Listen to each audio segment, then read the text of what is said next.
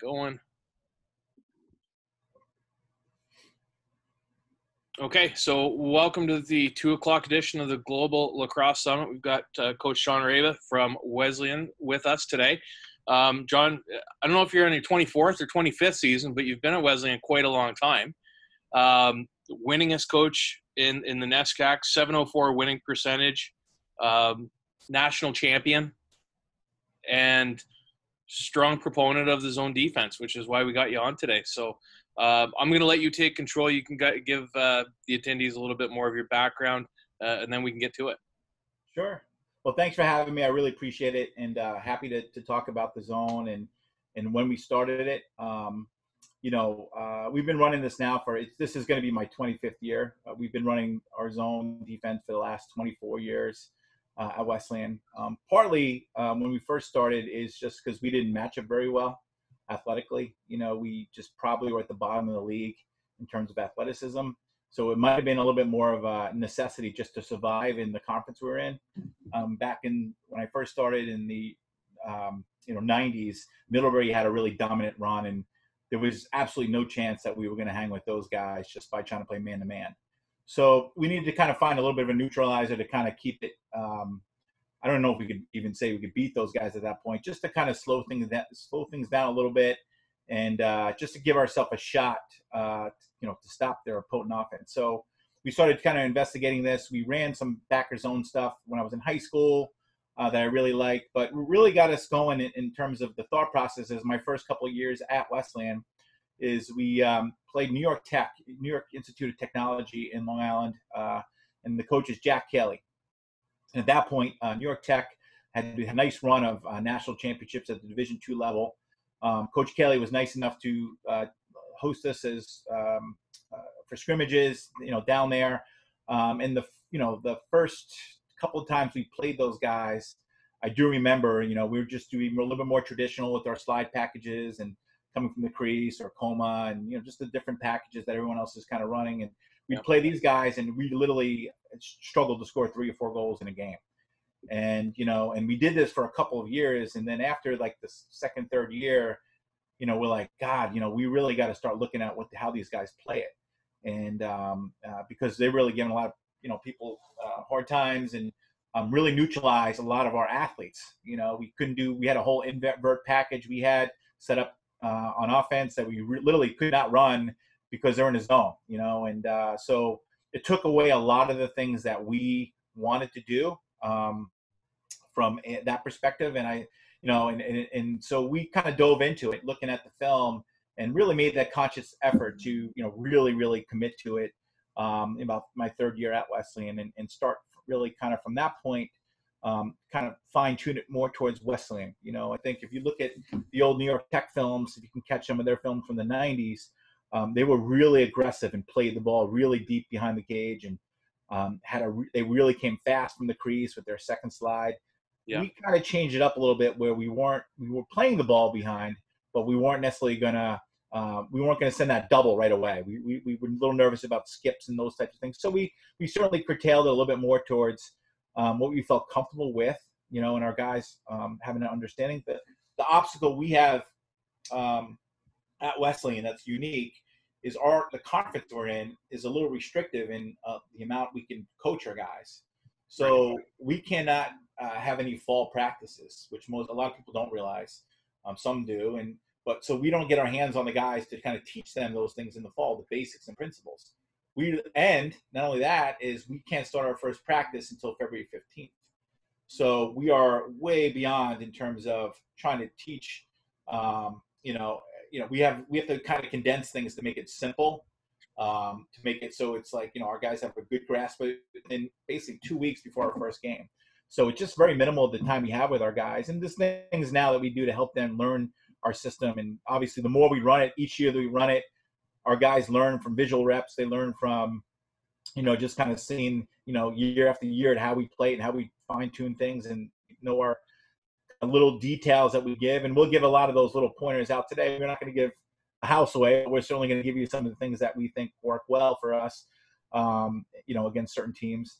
But that's kind of how we got into the zone, and it's worked really well for us. We certainly, we're not we've never created the zone. Teams, Virginia's won it at the Division I level, the national championship. Other teams have certainly played tons of it and have had great success. We're probably a little bit more committed than most teams. A lot of teams will jump in and out. And again, I've heard this theory before, and I 100% agree. Is, if you have really good players, it doesn't really matter what system you're in. Right. You can be in a man or a zone, and you're going to be pretty successful if you have good players with good understanding and good communication. So we have those things at Wesleyan. We have really athletic guys, and it's really evolved where it was based on a necessity years ago that we had to do this for survival tactics, and now it's become one of those situations. Is, hey, we're really good at with athletic players, and we can kind of stop things before they happen. So I'll give you the details. I have our PowerPoint today that I'd like to certainly go through quickly. And then really more importantly, I think, is just kind of showing you some of the video so you can get a sense of what we're talking about and how we call things. And I don't think by any means is it like anything earth-shattering. I think it's pretty simple, to be honest with you, but I think we become really efficient at it as the year goes on. We usually want a team that progresses as the season, as it plays through, and we get tighter, as the season goes on. Our goal is to get comfortable seeing shots they want to see, so there is a reason why we've had so many All-American goalies. It's because, we're not letting them get peppered with shots, a million shots on top of them, or just easy shots with not any pressure on their hands. We're usually giving them the shots they want to, and they're getting used to see those shots from certain angles based on how our defense is rotating. So they anticipate a little bit better as years go on. So hopefully that gives you a little idea of how we started kind of the inception of our zone. And I'll talk to you about some of the details why we think it's pretty good as we go forward. So quick question while you're sharing your screen. How much do you rely on your senior leadership in fall? Because I know there's some leniency, well, not leniency, but there's some teams out there that their captains run some practices and put the new guys through things. So does that build an element of trust? Because I guess there's only so much instruction you're allowed to give. Yeah, no, 100%. I mean, the beauty of our conference, and I think this is really, really, really great, is because now we literally turn our practices over to our upperclassmen, our seniors, and each year, and we're like, hey, it's not just our captains, it's the whole entire group, because you have, some years you're not going to have any captains that may be on, defensive side, offensive side, or specialty. Right. Yep. So these guys really have to take a lot of ownership in terms of how they run our practices and what those expectations are. So we do talk to them a good amount about that.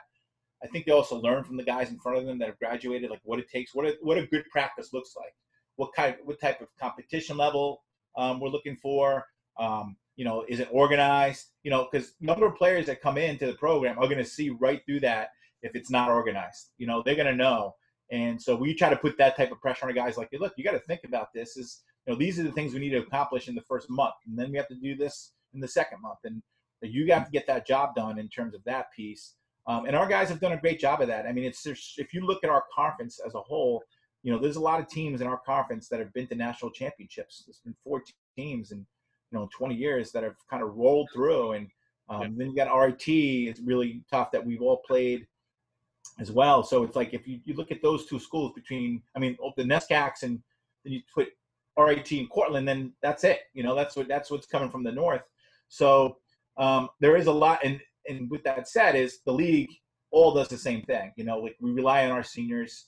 We need those guys to really make sure that we're doing the right things in the off season. So there's some teaching that goes and it gets goes with that in terms of if we want to run this system, like it just can't be thrown out like 2 days before the first practice, on a PowerPoint. It's got to be like worked and revised and talked about, and so our seniors have done a great job. So we rely heavily on those guys. Awesome.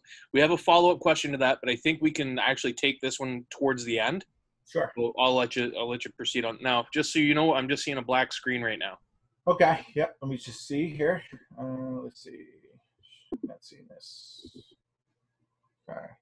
There we go. You can see this or no? Yep. You go into presentation mode, we should be good. All right. Just gonna change this up here. Play from start, I guess, on the left. Yeah. All right. How about That's what I tried here. Can you see that? Or no? No, for some reason, can't. Screen. White screen, maybe? Let's see if you can see that now. That's not going to do it. Sorry about that. Let's just see. That's all right. Good thing about COVID, we all have some time. Oh, yeah. Let's see.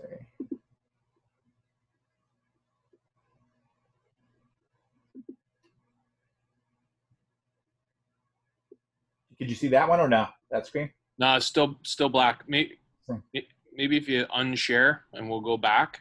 Okay. I'll hit new share maybe. All right.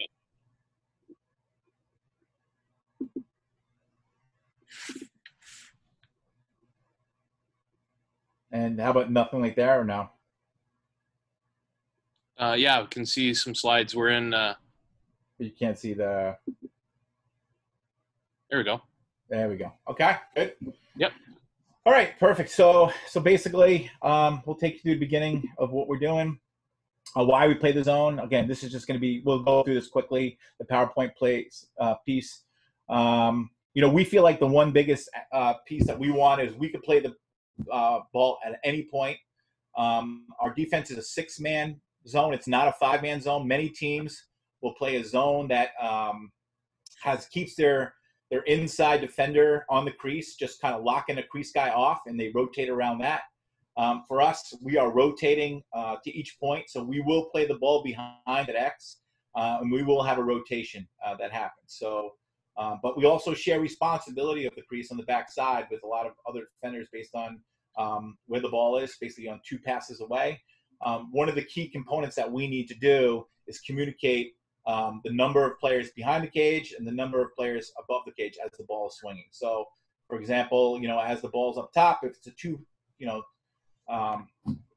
high, look, we'll call that physically because it lets our long stick know what his supports should look like. If it's 2 behind, we'll make the same call, or we'll call 1 behind because that tells our low kind of inside defender, or we call him our backer, but adjuster, whatever you want to call him. It allows him to know where he's going to be going next. Okay. We want to make sure we have teams that adjust to what we're doing. Again, I think like we talked about earlier, a lot of times, it's easy with the 2-man game these days to kind of figure out where the sides are coming from. For us, you have to kind of have a detailed plan on how you want to run a zone, and you have to have some patience, and to do that. A lot of kids today don't have a lot of patience to work the ball enough. And with the shot clock, it's only helped us in terms of, there is an end game to this, and I think, in years past, there's certainly teams that would stall that ball out against us. And, they would be very happy if it was a game that was 6-5, because all of a sudden that's what happened once in a while. Teams, maybe they weren't as talented as we were. We were in those kind of grinding type games, but you got to have, you got to be able to kind of have some poise and patience and understand like that's part of it.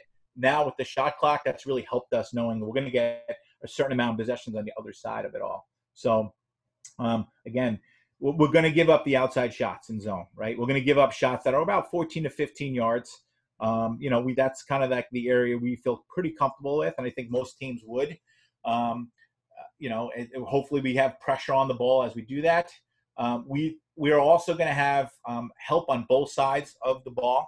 So if there is a skip through on a pass and there's a quick dodge one way or the other, there should be support to that side, and hopefully with the stick up in up in your chest and up in your hands as that dodge happens. So we're kind of deterring any kind of penetration as they're dodging.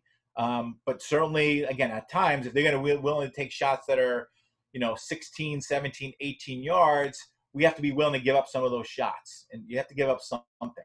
So the problem you have in zones, if you start to overextend and you're playing really deep and playing the ball at 20, 25 yards, things are going to open up inside. You just can't play it both ways. You can't have you can't put heavy pressure all over and expect you're going to cover up the inside. We're really looking to take the hub away first, playing good pressure on the ball as the shooter, as we approach the shooter, and asking our goalie to get hey, you got a good visual on the ball, you're locked in, make that save. And hopefully, because of that, we get a lot of clean saves and we're out and running the other way. We could take away the individual dodgers. We could take away the invert game, which is huge in today's game. And a lot of it's the two-man game. Usually that's not as much in play in zones as well. There's so much of that high wing stuff that happens now. We could switch easily on that, and it takes away some of that look. Okay, so all right, we'll go to the next one here. We want to invite teams to throw through our defense. That's fine. Like, that's where we think as a defense, we work on a lot of drills where we're trying to pick passes off that are thrown through the defense. Again, that's part of how we turn the ball over, not necessarily on takeaways or getting up on people's hands. It's more about, the splitting backside defender, offensive players, and trying to get your sticks in passing lanes. When we do clear, the way we set up, and you'll see it on the video later, we're able to have a nice breakout pattern that gets us. It's balanced on the field. It's not complicated. So we can give them 3 or 4 different concepts on our clear game that are it's easy to get into. Where sometimes when you think about when you get inverted and all of a sudden now the ball gets turned over, goalie makes a save, whatever happens, like that breakout pattern completely changes based on where the other defenders are, if that makes sense. Okay. Again, Pixar is not as much of it as an issue. It might be for some other teams that are straight up man and want to try to maintain matchups. Okay. Our backer zone, we use all 6 defenders. Okay. We're playing feeders and shooters, right? So we always want to put pressure on the feeders' hands and the shooting spots. We're okay with them going either way, right or left, because you're going to have support on both sides. Okay. And we're good with that. Okay, so good communication, though, is pretty essential. We talked about this earlier. Goalies need to make those saves from the outside. We're going to get those. Again, it could change if our goalie's having a hard time. It definitely could change our philosophy a little bit and what we're trying to do and where we want to get those shots from. So, but if he's feeling it and he's just making the shots we think he can make, we're in pretty good shape there.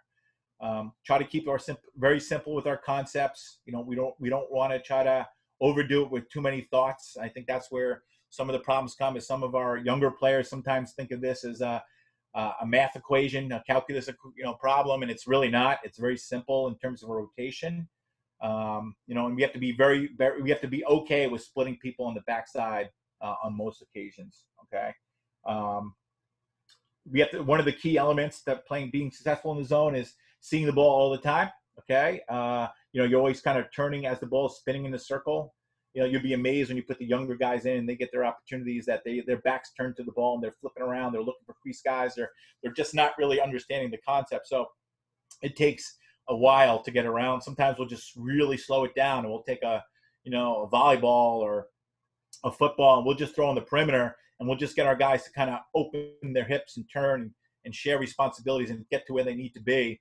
Just so they have the basic understanding of all, even if it's really slow. And then as we start to really teach and they understand it, we speed those things up, and then we get more and more reps, better reps each day. So if you're off ball, always in a help position, understand, again, athletically, we're trying to be in that good position to always help and understand we're going to be under pressure if they skip a pass. There's going to be usually a quick dodge or shot. Just got to always be ready for that. Okay.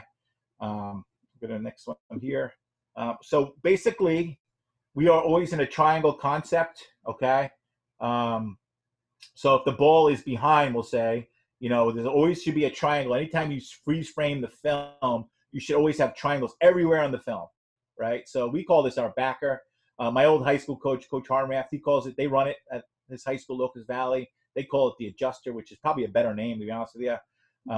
And so basically, when they throw the ball back here, we're in this zone look behind everywhere in the field. So you got triangles here, you got a triangle here, right? So everywhere you look, that's a pretty good indicator of, are you in good position based as the ball's spinning, where we're going to be able to help and make our next rotation slide-wise. Okay, and we'll talk about the slides and how we slide and where we, the little details of it as we start to look at some of the videos as well.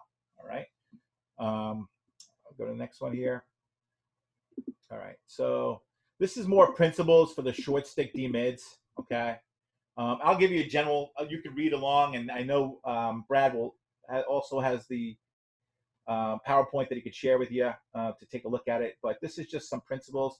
I mean, the biggest thing for our middies, short sticks, is they still have to be very athletic, like anyone who plays man-to-man. They have to be able to have good lateral quickness. They have to be able to punch and drive. Understand your leverage is really probably the most important piece to us, is how we approach somebody and how we how we get them in an area that we want them to go, and but we do want them to also, we don't open up. We're not traditional in terms of man-to-man principles where we're just going to let people get down an alley. We want to get a little more on that man up top and get a more of a punch. And again, we're okay with them going either right or left. We have no problem with that, but it's just really important that we get a piece of that man as they catch the ball, or if they're carrying into your zone, you want to be physical with those guys too. All right, so a big piece of our whole thing in zone is you have to get, the communication has to be outstanding. You're going to hear a lot of pass calls, right? So when you're passing from one zone to the next, that communication is really, really key. So you're going to be hearing our guys yell pass, pass, pass, right? And then we take them through what once you give the ball up, what is that, when you get back into the defense, what does that look like as well, okay? So the rotation back, that's a pretty key thing as well, okay? Again, we could also throw back checks, so all of a sudden we get a right-handed midi who's coming down like an alley, he splits hard or he swims to the middle of the field with his left hand. Sometimes it's normal for our midi who is anticipating he's going to go right, and then all of a sudden he's beat to the middle, is to, instead of chase him, because you have help to the middle now with the long stick, is to just throw a wrap check, throw a back check. That's a way we can take the ball away and we could send them into a trap, as we call it. And that's pretty common. We're okay with that. We like when people go to the middle of the field because we're going to send that quick pressure when that happens, okay? All right, so we'll go to the next slide here. All right, so again, this is just kind of more about the short sticks, kind of how we play those guys. You can see this in this little slide here. We're playing him more square. We're not really open. We're not trying to get a guy down an alley necessarily. We're just trying to like run with him and square him up. And again, help position on both sides, really from the low wing and the long stick. Everyone's seeing the ball. Everybody in a pretty athletic position here is really, really key. Okay. Again, understanding when to pass, when to take people over. So this is an example here on this slide when an attackman drives upfield, right? So what we call is our wing defender who's here playing him on this low wing area. He's coming out. He's chopping his hands. Eventually, as he keeps climbing, this short stick is going to be able to take him over. And this is when he's going to make the pass call. He'll take him over, and then as soon as that wing defender hears pass, pass, pass, he immediately kind of gets sponges back inside. Spider, whatever you want to call it, gets inside to kind of take away the next pass, or if he rolled away and threw something inside, we're kind of in that area. But we want to take it over aggressively, quickly, and under control, though. Okay, so there's a lot of anticipating happening 2 passes away as we get into it. All right, so. Again, I think you can see just showing you clips here of just, where the ball is, when the ball's going from point A to point B, and how we want to kind of where everyone should be kind of going. So in this spot, this high wing area, our short stick's going to come out and play this. You have this low attackman who could be at X, and then all of a sudden now he's always on the low wing. He rolls up. Well, we'll play that sometimes with our wing guy based on where he's playing this. In this particular case, we're going to play with our short stick. Our wing's going to play out to this attackman here. And then our backer or our adjuster is going to get in the middle here, right? And then we exchange, okay? So this is where it gets a little more complicated. We'll see this on the video where, at times you won't be able to tell if we're playing kind of zone or man because, you'll see the exchanges happening, and we'll get into the keeping pressure on the ball from behind. All right, so if the ball's behind, you can see one of the things that we have to understand with our short sticks is now we're in a position where what we do is we're overlapping, okay? So we have our adjuster, our backer here playing X. We're getting our long stick's got to get down now on the crease, right? So he's got response for the crease area. He's splitting 2 up top with our short sticks, and then you got your obviously wing defender on the next kind of adjacent pass, and then again our other wing defender on this back side here. So this is how it looks if the ball's behind with 1 behind, okay? And then we can get into questions and stuff as we go through it. This is just more about information about the long sticks. Again, these are just more kind of clinicky things that we do. We send out to the guys. Just good reads. Again, we'll get into the film to kind of see what we're looking for. The one rule just with the long sticks is a really good understanding of what we call the 18-yard rule. So we want to make sure that we're approaching things with a poke or a slap at about 18 yards, or what we'll say is 2 yards inside the box, right? That's an easier way for our guys to see that. If you go beyond that, that really stretches our defense, and all of a sudden that exposes some inside weaknesses. If they swing the ball quick enough, guys will definitely come open in the middle.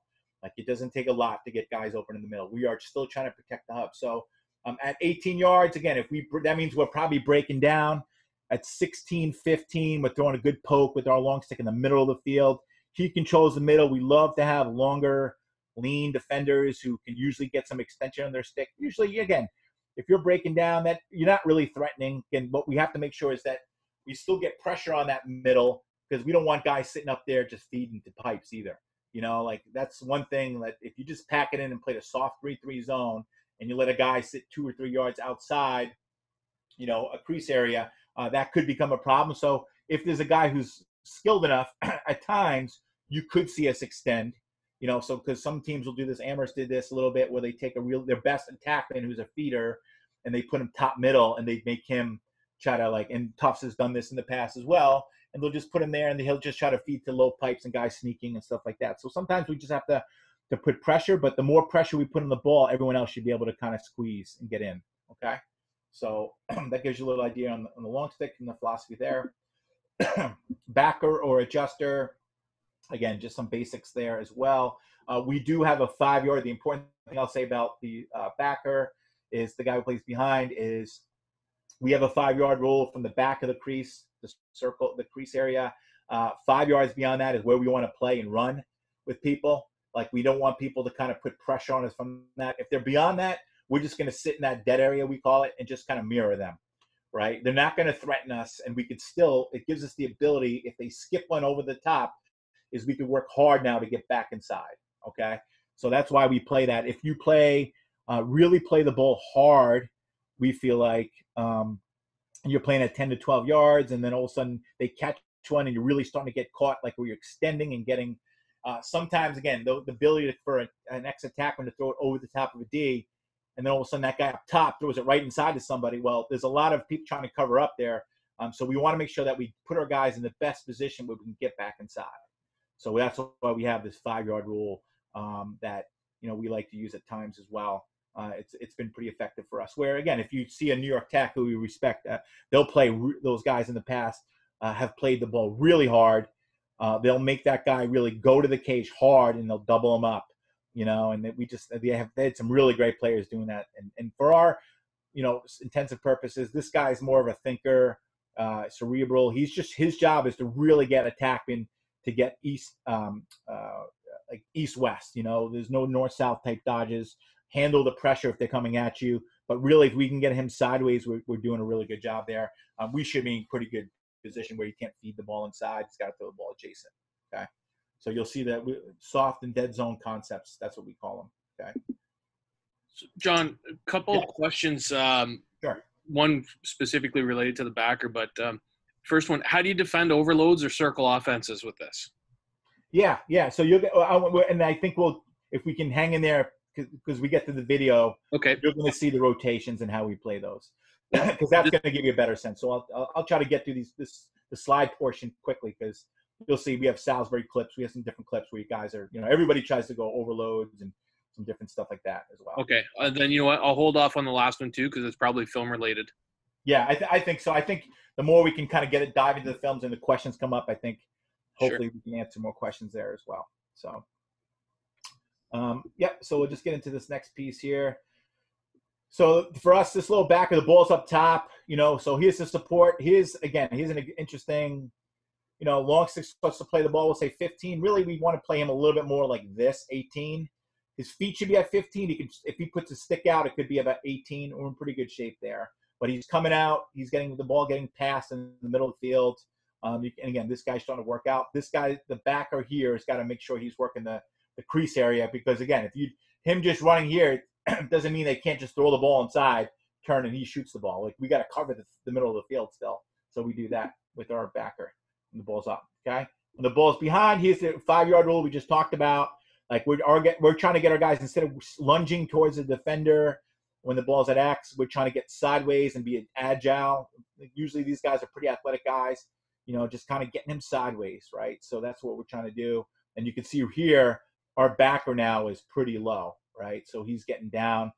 We don't really want, you'll see a lot of times teams will put offensive midi up top in the middle because we get this guy really far down. That's when the responsibility with these two short sticks really comes into play. And the overlap, we picked that up from Denver, actually, with the overlap rules. When you have a low guy in a help position. So because the reality is, the way we're going to slide from here, if the ball's behind, we're not going to slide from this guy. If this guy gets smoked or gets beat clean, we're going to actually slide with this guy when the ball's behind. Everything else, usually we're sliding, we're looking to help adjacent from up top coming down. But when the ball's behind, we are going to go with this guy.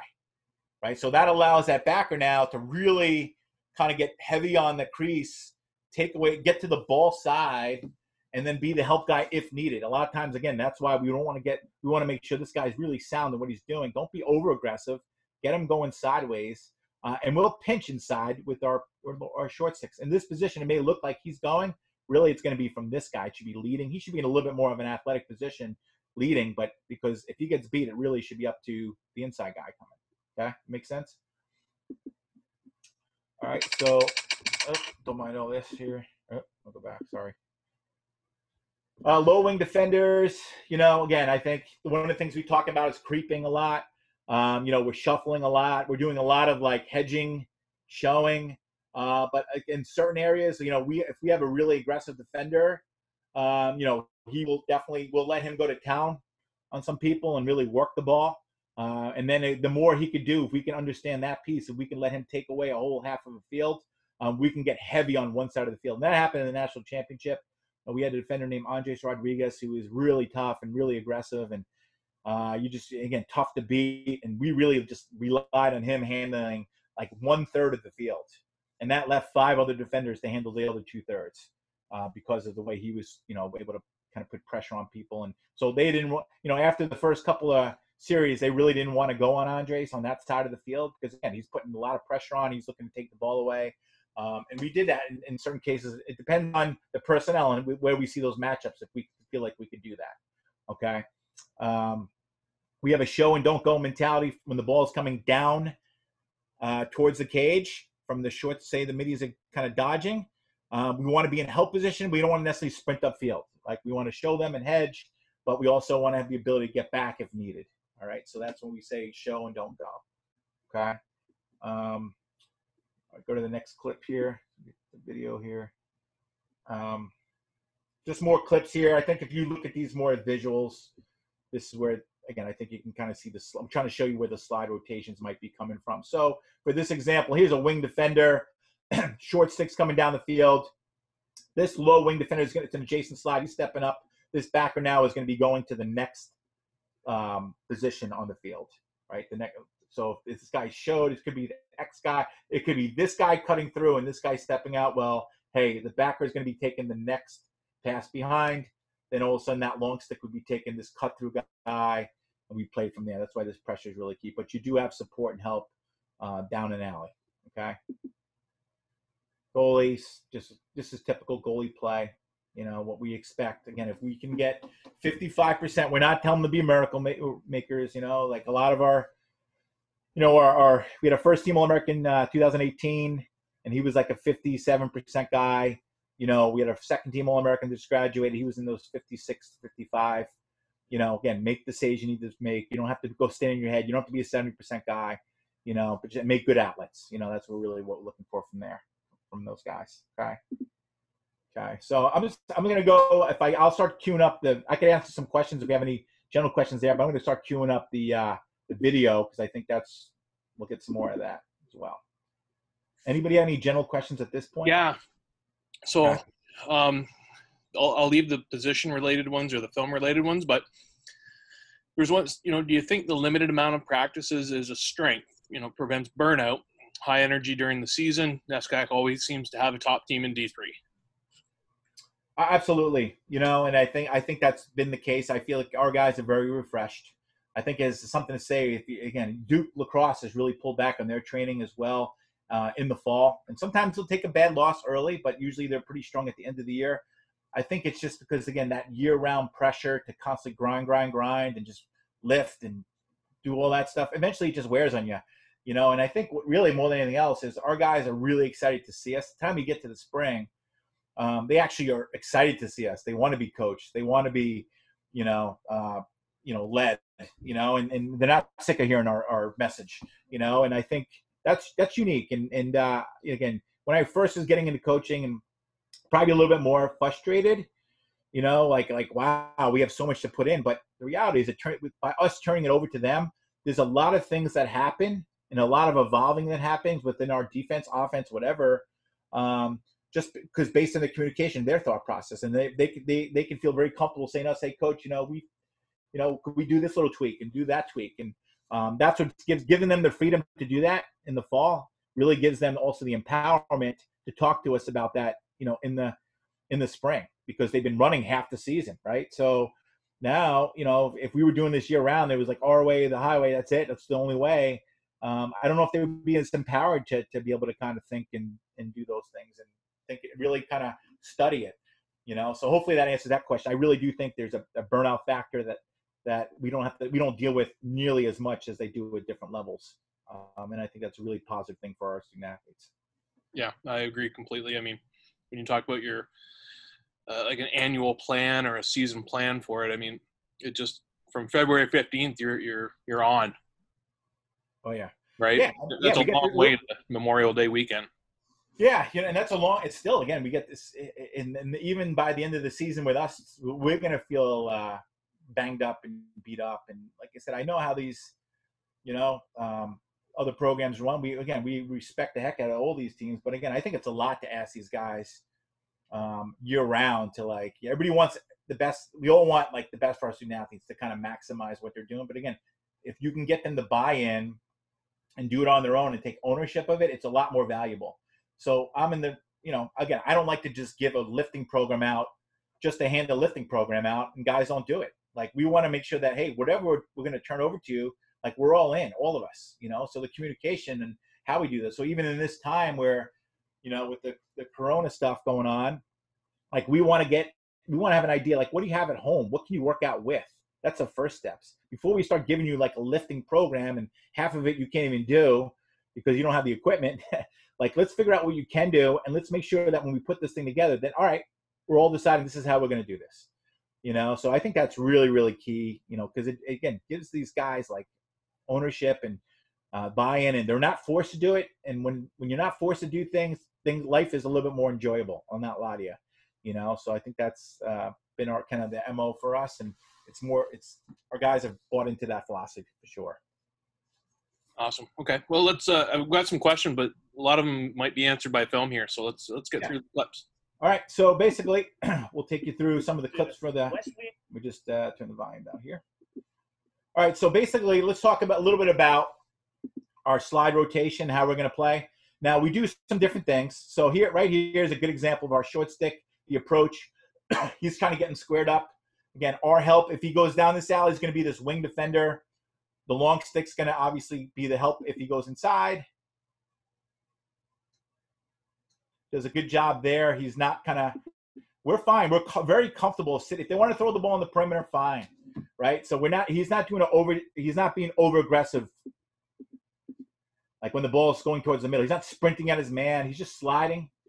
He's sitting. Great job here. Okay, so right now you have your wing defender who's aggressive up the field here. Right away, that triggers really our backer who's inside, who's actually going to go out and play X, right? And our backside wing defender now, who's here, is going to get inside and play anybody kind of backside cut. So we're trying to eliminate ball side cut, next inside cut, right? And then put pressure on the ball, okay? So I'm just going to let this kind of, you'll see, I'll let the rotation happen a little bit, and you can see it go from there.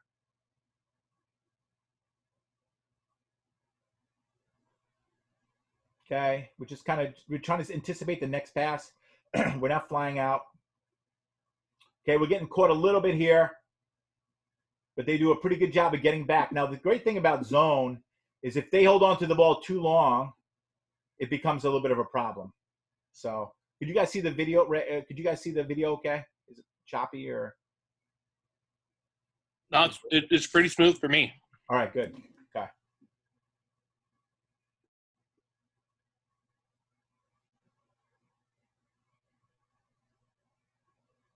Good job here. So again, they're skipping to the other side. Long stick's in a good hold position. Again, they're not doing much, and they're not really threatening us. Good job with their shoot. All right. So again, if we feel like he rolls it back down, he takes a chance, he's a little bit more aggressive. We want to make sure we're trying to get on his hands. You could probably be there a half a second quicker as he catches his ball so you can break him down. Okay, but he does a good job. He breaks down, and then all of a sudden our long stick now is coming down, and he's going to play the middle here. Okay, he should be getting down and playing that. Okay, there he is there. Good job by the long stick. Okay, now here's actually this is like kind of series by series in the national championship game. This is actually we broke down on a clear. We threw a crappy ball out of bounds, and all of a sudden they're picking the ball up and they're starting to sprint in. Our short stick D-Midi does a great job of instead of playing in his top position there, he gets down, he holds the fort down until we get organized, right? So we're in a bad position. This wing defender is the one who dropped the ball. He's hustling to get back in. We just don't have our shape right now. But we don't. The nice thing is we're still playing zone principles here. We don't sprint to a man principle. We're just trying to hold the fort, getting in, getting them to hold the ball a little bit. But watch how we easily get back into our defense. Boom. We're back in right now. You know, just by him kind of just like slowing the play down, it didn't become a transition play. Did a good job. Does a great job here squaring him up. This kid's a football player, tough kid. You know, just, again, good lateral quickness. It was tough. That side of the field, we knew we were going to be in really good shape all day in Salisbury. Our two best defensive players, All-Americans, were on this side of the field right here. So.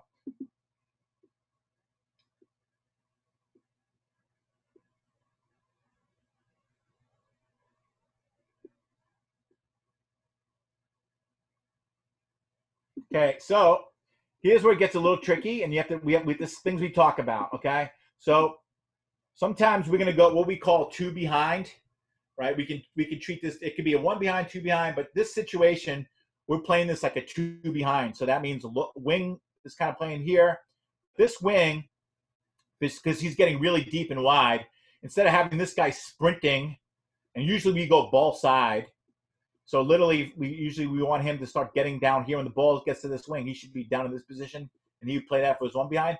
But in this situation, we're playing this like a two behind look. There's a pass getting thrown all the way back to the backside pipe, and we feel like we can get there. Okay. So now that puts him he's still in his backer position. Our short stick's going to be on the next pass out, adjacent. And our long stick now, you can see he does a good job of getting in. So I'll let you see that. Knocks the pass down, does a pretty good job.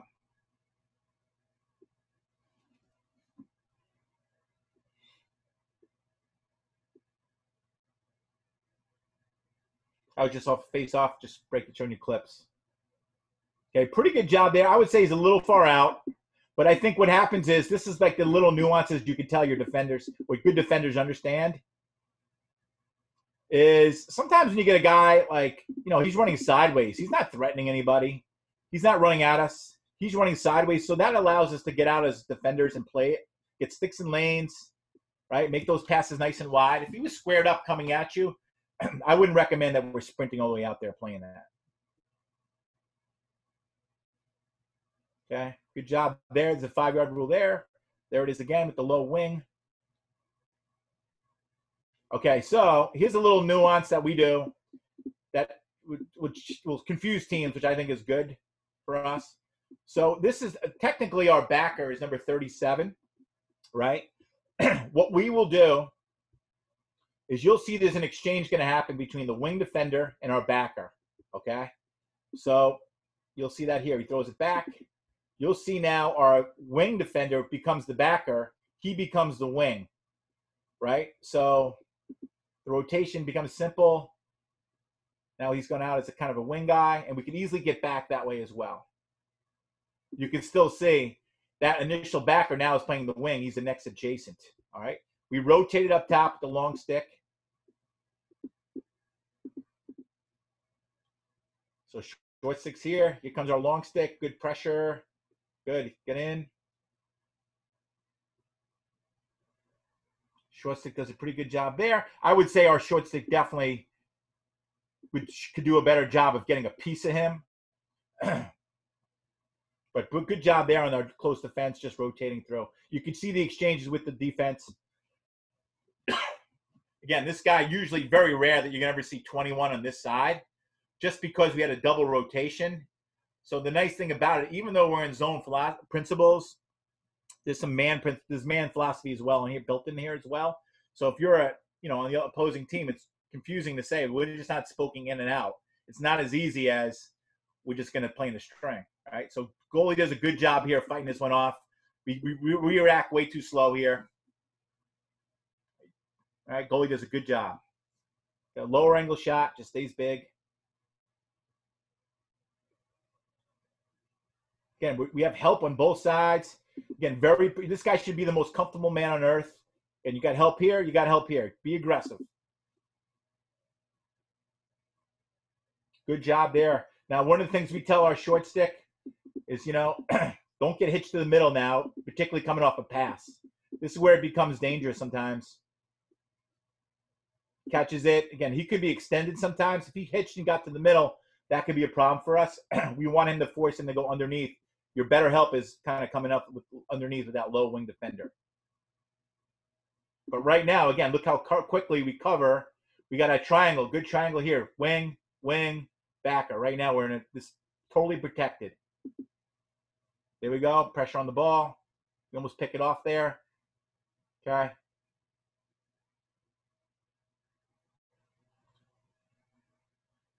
Fine. No problem. We're good. We're good here. All right.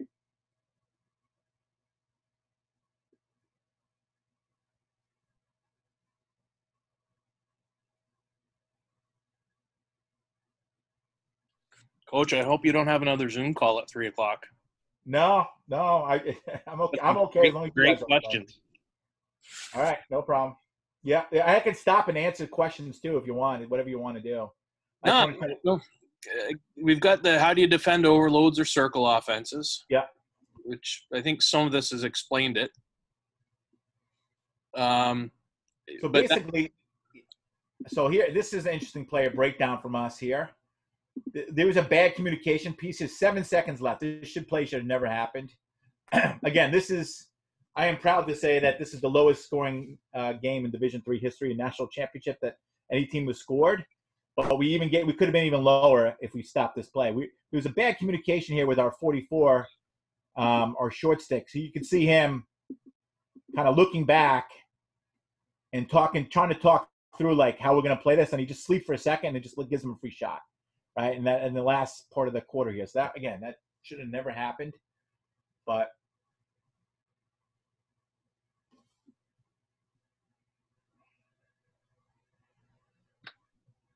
So skip throughs, we're going to get a lot of skip throughs, right?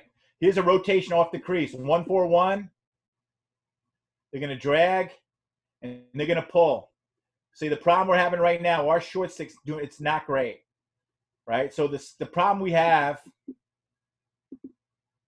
is, so here's our rule, right? So our backer or wing right now is playing low. We got to get right now, our low long stick midi is getting way down. We call this bingo, and that's when the ball is getting thrown through the defense. One of these guys has to recover and play that guy, right? Because we can't ask this guy to play up here and also play the crease, right? He's committing to the crease, right? So he's getting low. So these guys are going to get up high. Ball gets thrown. He does a pretty good job. This rotation is actually pretty good. You can see the shorts to get on the next adjacent. He's playing here. Where we get a little slow is this short stick can get out quicker. We can start to get out to the next pass if it gets thrown, and it does. Right? So we're just late to it. We're kind of getting it. They do it. It's a good job, and they're gonna move the ball and they're gonna find things, but they did a good job of moving it here. Skip through, anticipate. We just got to react. See how he gets flat-footed here, our defender. He's got to get ready to move on this. Should be on his hands. He's close, but at half as close isn't good enough.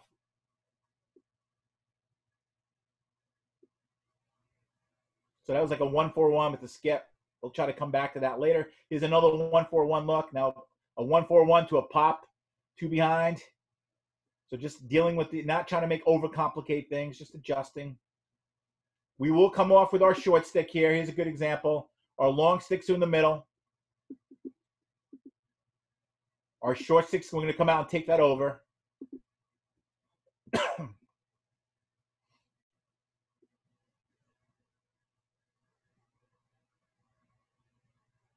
Fine.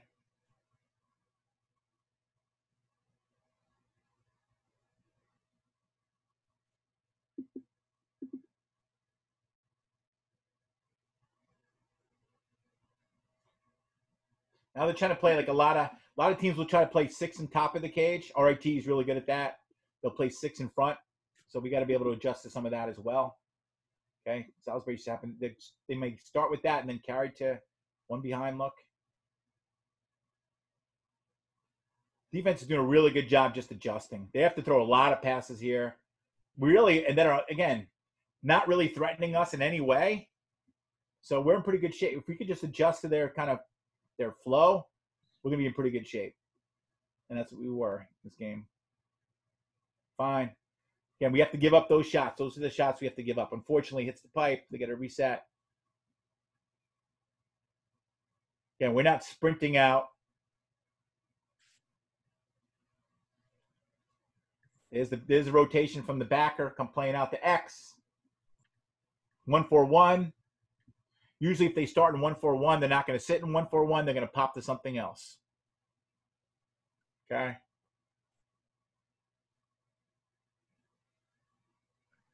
Again, all our guys are moving pretty well with the ball. Again, Salisbury's kind of getting stagnant now. This happens a lot with teams, to be honest with you. Usually they have a game plan early, right? This is a pretty common theme we see, is they'll have 1 or 2 plays, zone breaking type plays and zone offenses. And if those things don't go that well, then they revert to a lot of like, hey, like let's just get into a set or a man up type play. If teams start to do that, we feel like we're in pretty good shape. Because then we understand that, and that's something we practice against all the time. Okay, good job here, good rotation. That's exactly how we want our backer to play the ball. So you got a little support there with the wing. We have the backer coming out he's going ball side, okay? This is why I tell you it's really important to do this. If this backer started cheating and all of a sudden he went to backside, this guy can catch the ball, go right to the front of the cage.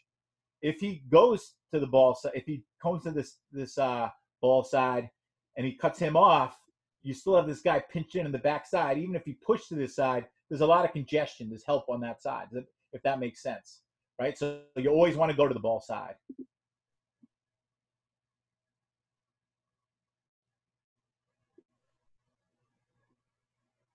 Good job. We're going to give those shots up. That's fine.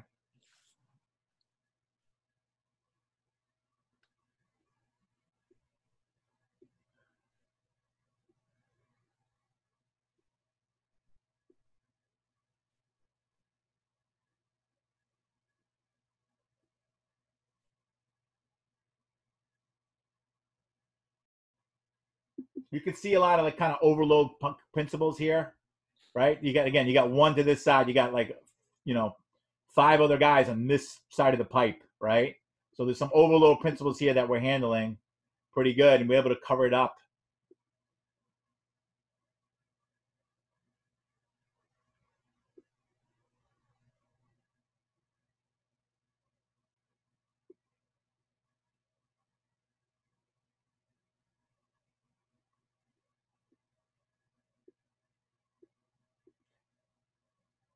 See, we should take that over quicker. You want to get in your long stick middies now to take it over with a pass call and keep yelling poke. This is what you want to get stick on their hands as quick as possible. Poke. Okay, they snuck one inside here.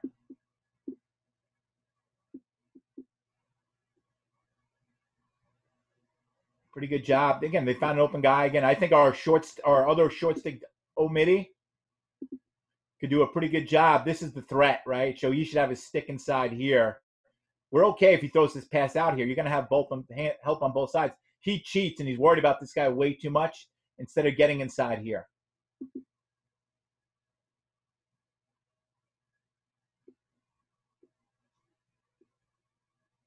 Yeah, that's a shot we want to take away, though. We don't want to give that one up.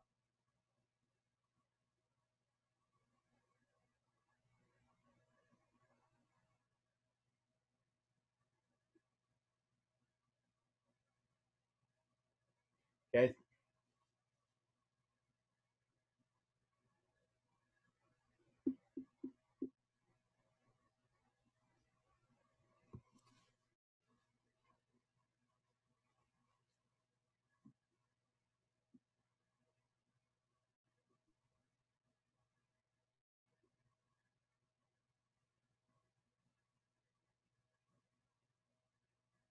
Two behind. Yeah, not good. We should be able to handle this. Man up. That's all right. Sorry, that was a man down clip there. So we're actually in pretty good shape. Okay.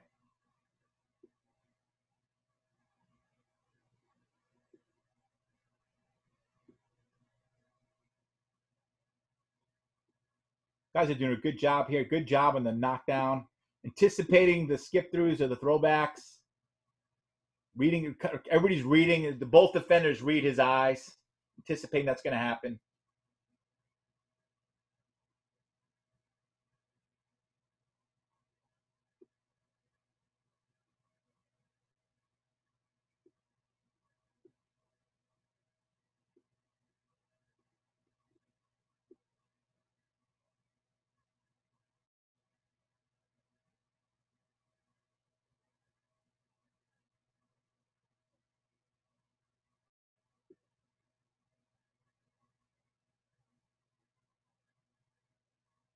So now Salisbury's trying to keep six guys near, like I said, near the front of the cage.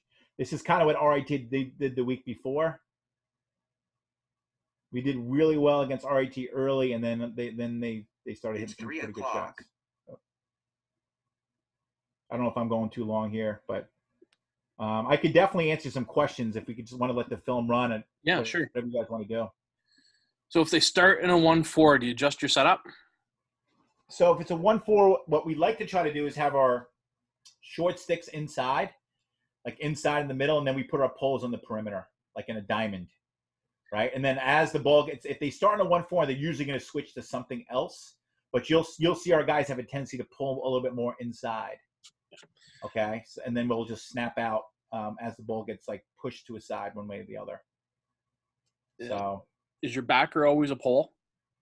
Backer is always a pole for us. Yeah, the long stick backer has always been a pole. I've seen other teams take both their short sticks and put them on the pipes. Yep. And that's fine.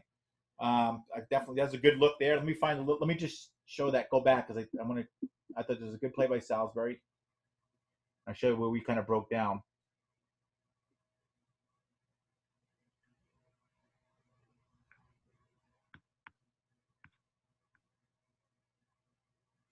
Right away, the one major issue is our long. He got too impatient, our defender here, and he went flying upfield, right? So all of a sudden, that's going to get you. When you start to do those things and you open up alleys that shouldn't be there, this is what happens, right? So if our defenseman kind of keeps his patience and doesn't sprint at him, and we let our short stick maybe get down and play that guy, that he doesn't have that skip, and then we can cover that middle piece. But we don't do that, right? And so now the other piece is this defender inside here, long stick. As the ball gets thrown down, immediately his job is to get down on the ball side crease area. That's his job. Watch how he gets flat-footed and he's late. So his job is the ball gets thrown down, he should be sprinting down, getting low. Right. Now, are there any characteristics you're looking for when placing your defenders in their initial spots? Not really. I mean, the way we like it because of the simplicity of the breakout pattern is one piece we like. And also, hey, if our short six, if we tell them your main job is to handle the alley dodge and be super physical, understand those pieces, and then understand what your slide packages is. We try to make it really simple for those guys. Where it becomes more complex, it's going to be the wing defenders down low and the backer. They all have to understand they're interchangeable, and all three of those guys can rotate to different positions at any given point, right? Based on if there's a carry behind, and we're going to carry that guy. Like one guy becomes the backer, the other guy becomes the wing. That's what those guys understand. The guys up top are pretty much a little bit more know your role, understand that role really well, and adjust to that. That makes sense, right? So the back end of the defense is more rotating, and like they'll have a man look to it, and the up top will be a little bit more of a zone look if you look at us play at times.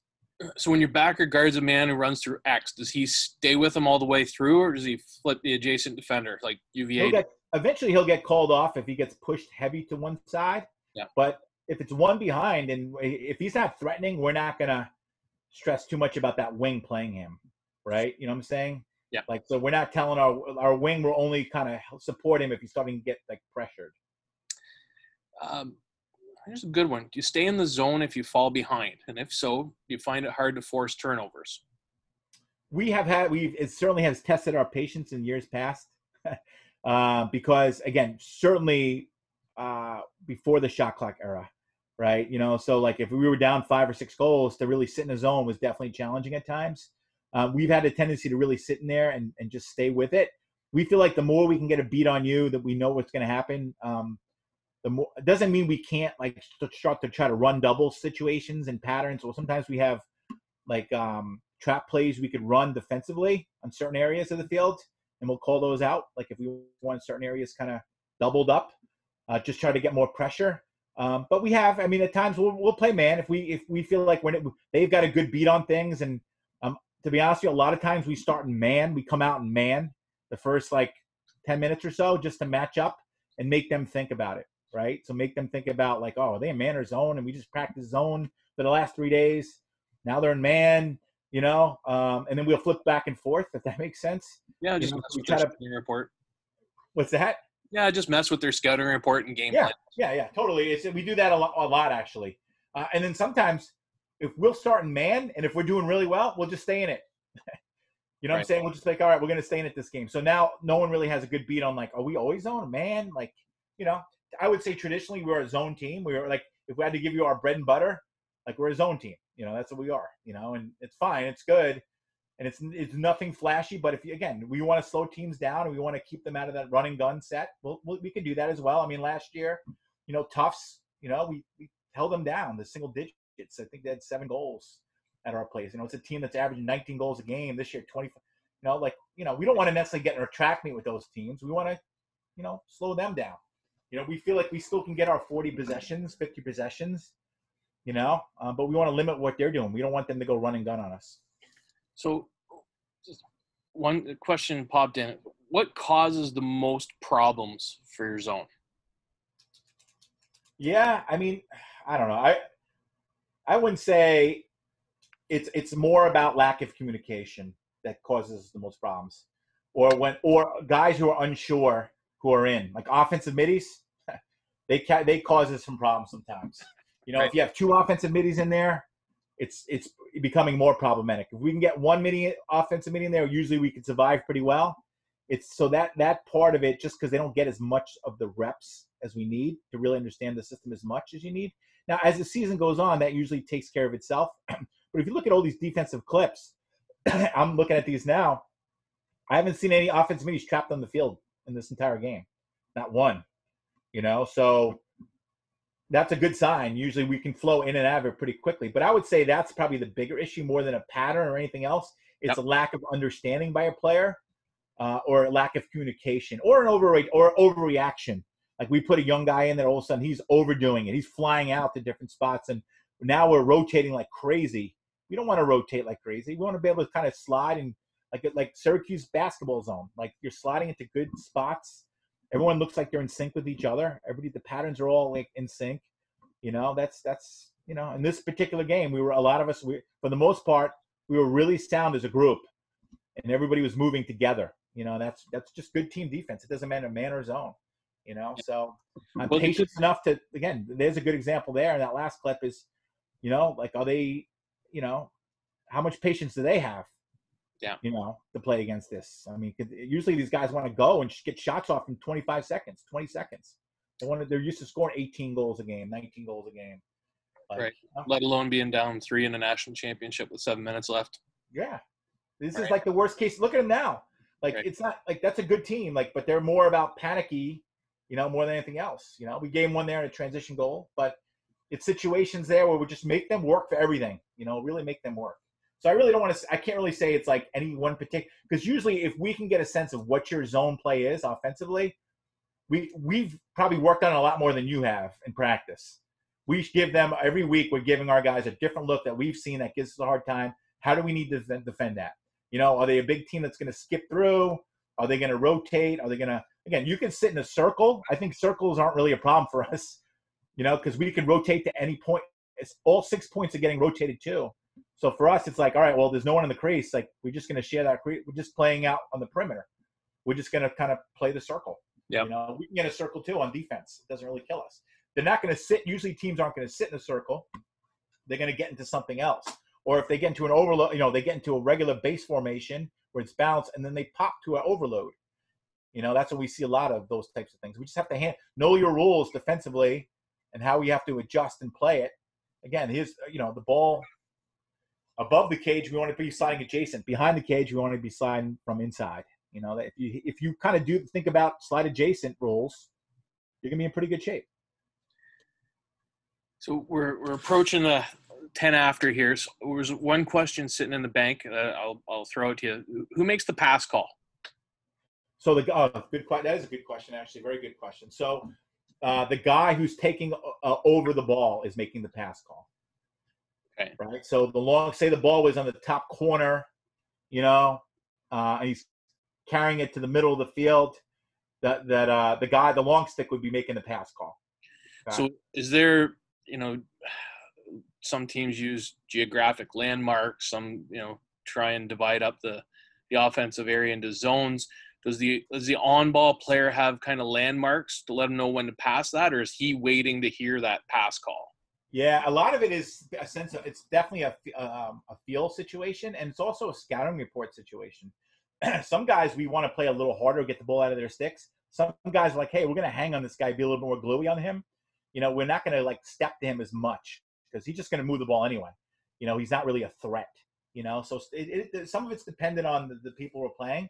But basically a good way to kind of look at it is if you divide it in thirds up top, you know, so in our preseason, if we get like cones and stuff, you know, we'll have, an outside third up top and bottom, middle third, you know, and then the crease area, you know, so you have 1/3 here on this side of the field, top and bottom, middle third, outside third. So again, it comes back to more, I was a football coach and how you divide the field up. And the biggest piece is the less you can extend outside towards the box, the better off you're going to be as a team defense, right? Right. Make them pull you out. Make them really, you know, again, if they want to shoot the ball from 18 yards, fine. We're going to have to, if our goalie can make those saves, that's all day. We'll give it to you. If he's not making those saves, we have to play those shots, and fine. We have to play those shots, you know, and then we have to extend a little bit more, take some more chances. So, but the gist of it is, you know, it's just dividing up in little sandboxes, outside, middle, outside, and understanding the middle, like what we have to protect, the hub. Gotcha. Well, listen, Coach, it's like I said, it's just approaching 10 after. There's no questions left in the bank. I think we can safely end it there. We appreciate you taking time out of your day to share your knowledge, especially with such a kind of a prominent type thing. It's obviously with Wesleyan's climb up the national rankings consistently, it became a lot more hot topic. And when I reached out, you know, no hesitation. And I really, really appreciate that because, you know, everybody's trying to model something after something, right? We all got our tendencies and philosophies from somebody. So I want to let you have the last word, but I do want to thank you very much for your time. Yeah, no, my pleasure to speak today. And again, we take a lot of pride in what we're doing. I'm happy to help if people have some questions, follow-up questions that can help you with, or if you've got some videos or some issues you want to work through, I can try to help you with that as well. again, I'm not saying that this is the only way. I mean, there's a lot of ways, different ways to do it, but it's a way that we've been really successful in years past, and our guys could, relate to what the current guys are doing now because they've seen it in the past. And so I'm, again, happy to share this information there. And again, a little hard to kind of get it all in an hour here, an hour and 15, but hopefully you got a little sense of how we're playing it, and just a pleasure to speak today. Well, appreciate it very much. For the coaches on the line, 6 o'clock, Joe Nardella comes back and shares some advanced face-off techniques, building on his beginners or initial concepts last week. So tune in again. Coach, thank you again. Appreciate your time. My pleasure. Thank you so much.